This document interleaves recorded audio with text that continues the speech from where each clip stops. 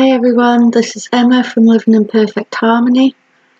So this video today is going to be about the Tree of Life based on the Kabbalah. It's the Tarot and it's the microcosmic part of the Tarot, which is our inner worlds. I explained in the last video that we would be doing this.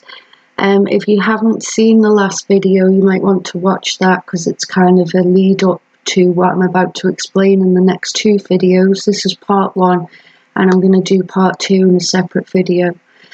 So I've just got a couple of announcements first. The Living in Perfect Harmony show is going to be starting hopefully this week. I'm just finalising everything for that.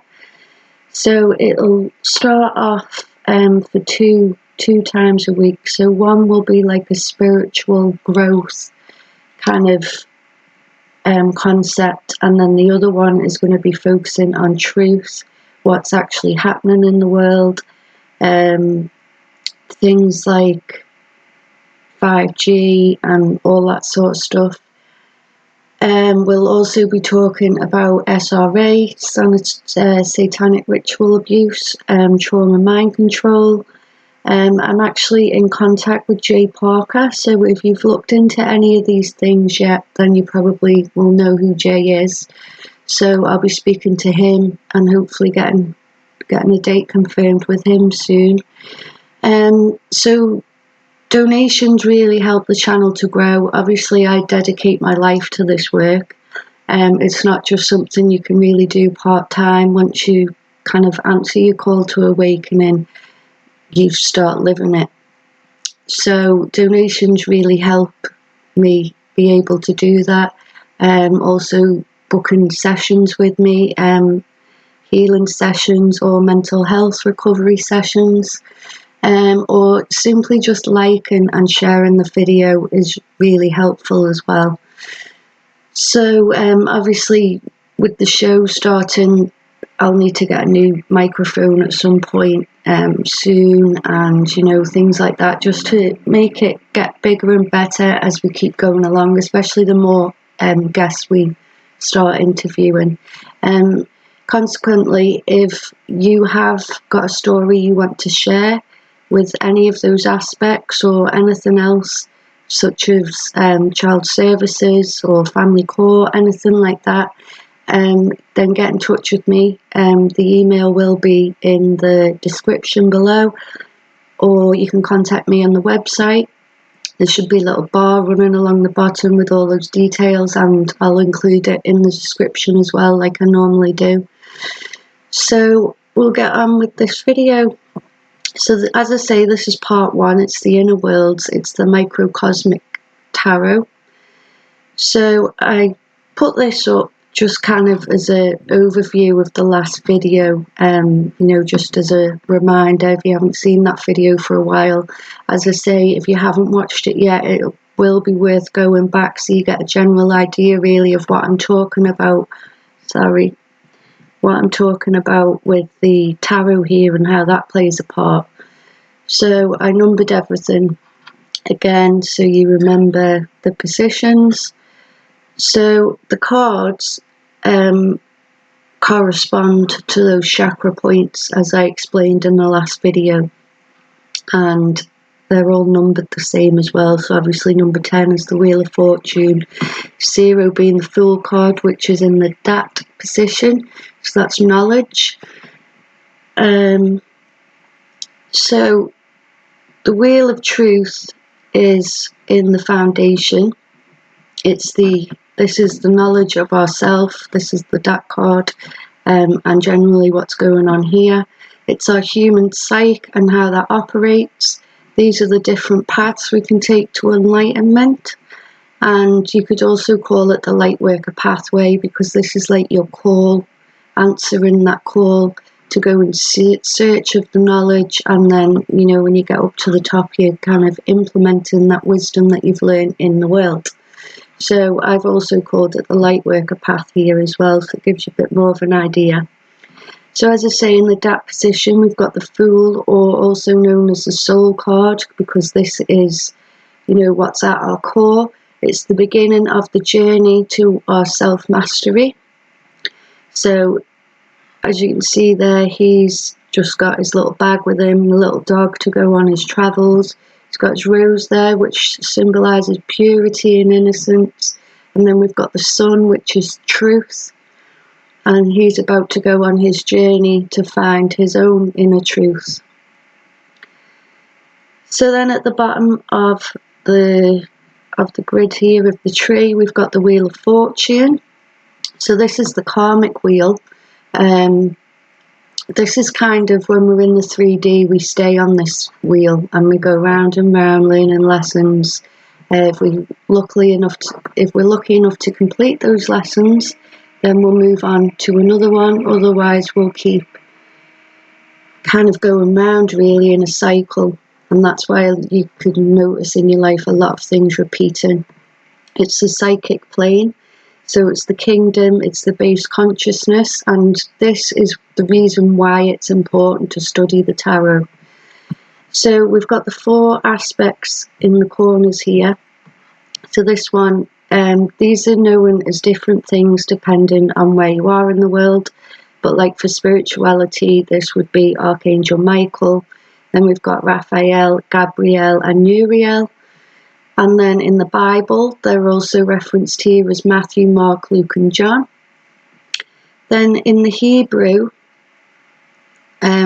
we have God that's written on this wheel. So that's like source, Christ consciousness, the universe, whatever you want to call it. Obviously in Hebrew, this stands for God, and it's YHVH, which stands for Yod He Vah He. So we've also got the elements on the card. So we've got Aquarius, which is this one. That's swords in the tarot deck in the minor cards, or air is the element. Then we've got the bull and the Taurus there, which is the earth element, which is also represented by pentacles or coins, depending on what deck you're using, if you're familiar with the tarot. Then we have the lion at the bottom, which is Leo. That's the fire element or wands in the tarot deck. And then at the top here we've got the eagle, which is Scorpio, and that's water element, which is represented by cups in the tarot. Then here we've got the Sphinx. This is the gateway to knowledge. This is like accepting that call and going towards the Sphinx, jumping off the wheel and having the desire to want to learn the knowledge, learn the truth, accept the truth, and then move up through the pathways. Then we've got the serpent here, and the jackal.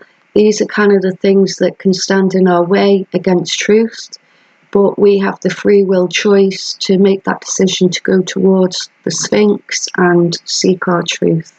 And this is asking us to learn the natural law, which is what we'll touch on in the other video. This is more about our kind of inner psyche, whereas in the other video it's the outer world. It's the learning of natural law and learning to conform to natural law. So then we've got in the foundation place, this is the sacral chakra.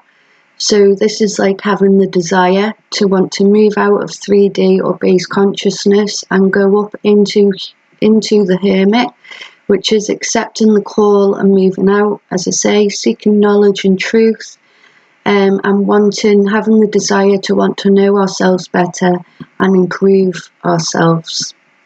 So he's got his light in there to kind of lead his way. Then we move up to strength. These are the solar plexus, so this is kind of our knowledge and awareness of who we are in the world, knowing who we are, why we're here. Strength is the courage and the willpower to change internally, so it's accepting there is a truth there and then having the courage to implement that and learn more about who we are. It's the feminine pillar, and it's the internal aspect. It's also our endurance. So then we move on to the Chariot card. This is the driving force and the willpower to implement that truth, to implement the change that we need. It's the conquering of inaction, so taking action in the world, kind of things we've learned already, kind of starting to share that information to help other people as well go towards their calling and improvement. Then we have the Lovers card. This is in the heart position, so this is unity of the masculine and feminine. This is the masculine side. That's the union of them both. You've got the angel over the top there, which is kind of blessing them, and with the sun in the background, it's shining down on that truth. It's accepting the call, having the care to want to change the world, true care, and to want not only to change the world, but to change yourself as well, to be able to make those changes in the world and, lead by example and move towards the light, which is the higher consciousness. So then we'll move through to the Hierophant card. So this is the internal work that we need to do on ourselves. It's facing our shadow side to heal. It's being a good influence on others to change as well. Also an influence on our spiritual life. So, starting to implement the change on a spiritual level that we need to do, whether that's eating more healthily, quitting addictions, drinking more water, especially water that is purified. So getting an alkaline jug, which takes out the fluoride and other chemicals, is really good, rather than just tap water and even bottled water, because the plastic chemicals can get into the water, so that's not great either. So yeah, being a good influence on others to change, working on ourselves to come up to understanding and taking action that we need to take, as I say, to implement those changes, but also having the mercy and compassion on others that maybe haven't taken that leap of faith yet. They're still feeling the fear. We all grow in our own time, and we all have our own paths to get there. So it's about just having understanding for that, and just, being an example and helping people where we can. So then we move on to the Emperor. This is the internal monarchy. So this is being your own ruler, realising the sovereignty that's within you, that we shouldn't be a slave in the world. We should be all living in freedom, and that's really what awakening is about. It's about freeing ourselves, but also freeing everybody else too. So anarchy, you might think, is about rebellion and things like that. It's not. That's being put out there. Actually, the true meaning of anarchy is just meaning no rulers and no masters. But that doesn't mean like that you go around causing riots and things, obviously. That's just by abiding by natural law, then you naturally don't do anything bad anyway, like lying, stealing, that kind of thing. If you go on my website, I've actually got some of the natural law principles up there, so you can have a look at them. But really, it's kind of, it goes without saying, a lot of it. Some of it you won't really know about, which is what that occulted knowledge is. Occult, as you remember I said in the last video, just simply means hidden knowledge. It's not good or bad. It can be used for good or bad, but occult is actually just meaning hidden knowledge. So it's as within, so without, that kind of principle. So what we change on the inside will naturally change on the outside. It's the influence over others by how we act in the world. So we start acting in that way, then you're kind of setting an example then for other people. And these are the throat chakras here. So this is kind of teaching with your voice, telling people with wise words, to help others grow. So then we move through the Dat position and up to the Empress. So this is understanding knowledge. This is the understanding of how our psyche actually works by this point. By the time we've moved through all of this, gone through our shadow self and things, we've kind of gained that knowledge, accepted the truth, and now we're moving into the understanding of that. It's been arrived to by going through care, having true care, and knowing the truth and accepting it, as I say.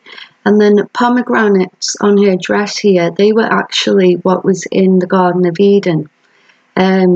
These are representing the hard work that we have to go to get to this level of self-mastery or higher consciousness, because you have to go within, you have to face a lot of your fears, maybe mistakes you've made in the past, and it is hard work to go there. And when you think of a pomegranate, if you've ever had one, it's hard work to get into the flesh and the seeds of that fruit, and to be able to take enough fruit as seeds, to get the nutrients that you need. So that's why it's represented there by pomegranates on her dress. There is the heart of true care there that she sat on.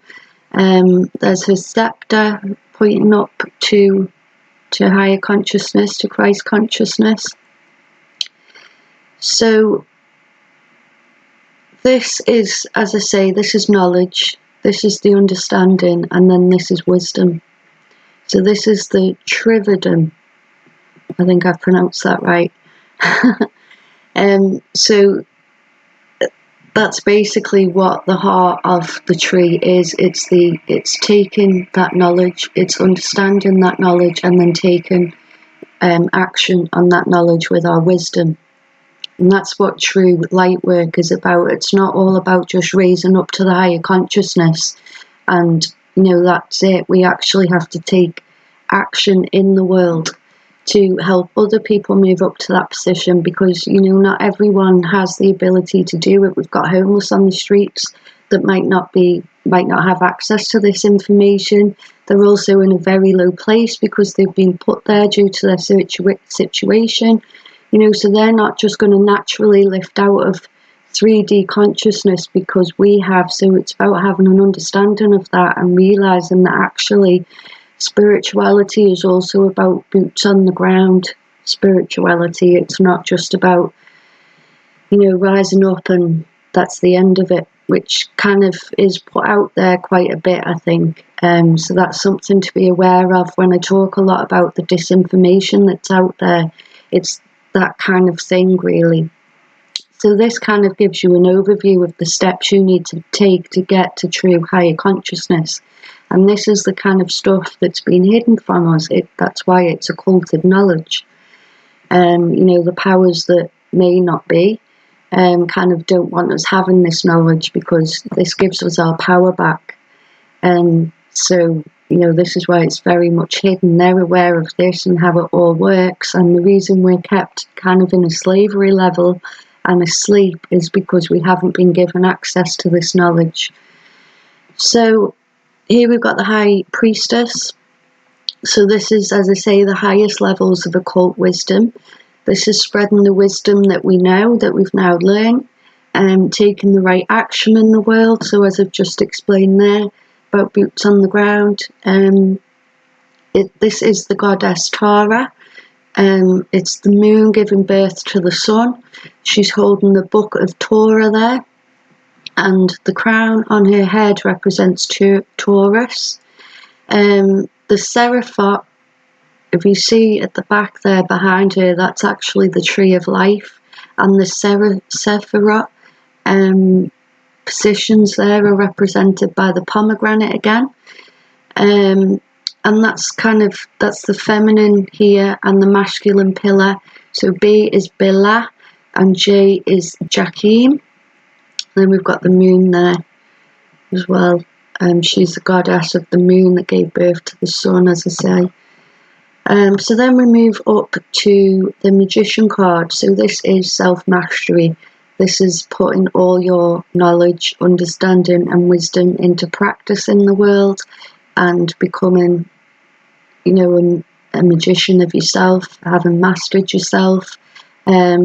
He's a conduit or illuminated. His red robe is representative of alchemy or the philosopher's stone. The roses in the crowning him there, they're the journey through the world that he's taken. That's what that kind of represents. So it's as above, so below, which is again as what I'm saying about being the higher consciousness, but doing the work actually on the ground as well to bring change for everybody. He's got a scepter of power there pointing up towards higher consciousness, but also pointing at the ground, making that point there that, you know, it is both. It's about mastering both. He's got all his elements there on the table. So if you remember in the first slide, I said about swords being the air element. Then we've got cups there, which is the water element. We've got the pentacle there on the table, that's the earth element. And then we've got the wand, which is the fire element. So that shows his universal force and that he's doing the great work on the earth that is needed at this time. So we can all move into a place of freedom. This is heaven on earth. That's what that's depicted at. And also you'll see in the next video as well, when I do the outer world, that position means the same as well. That's about coming into alignment. This is coming into alignment with ourselves, and the other one is about coming into alignment with natural law. So we're kind of living that life we want. It's law of attraction is kind of based on the natural law. By learning natural law, that's how you make law of attraction work. So if law of attraction hasn't been working for you, then this will be why. It's because you need to master yourself on the inside, but also learn the natural law and conform to it as well. So that's what we'll be talking about in the next video. So as I say, if you can donate to the channel, that would be really great, or just simply like and share this video. I'll put updates up soon as to when I expect the show to be starting. I haven't confirmed any days yet. I'll also confirm guests, and as I say, if you want to get involved, if you've got a story you'd like to share, that would be brilliant. We can get you booked in for a slot there as a guest. Otherwise you can book any sessions with me or a package with me if that's what you prefer. So I'm a mental health practitioner, but I'm also obviously a spiritual energy healer as well. So I offer different kind of packages and sessions of ways you can work with me, or even just simply your own kind of spiritual growth. So I will see you in the next video.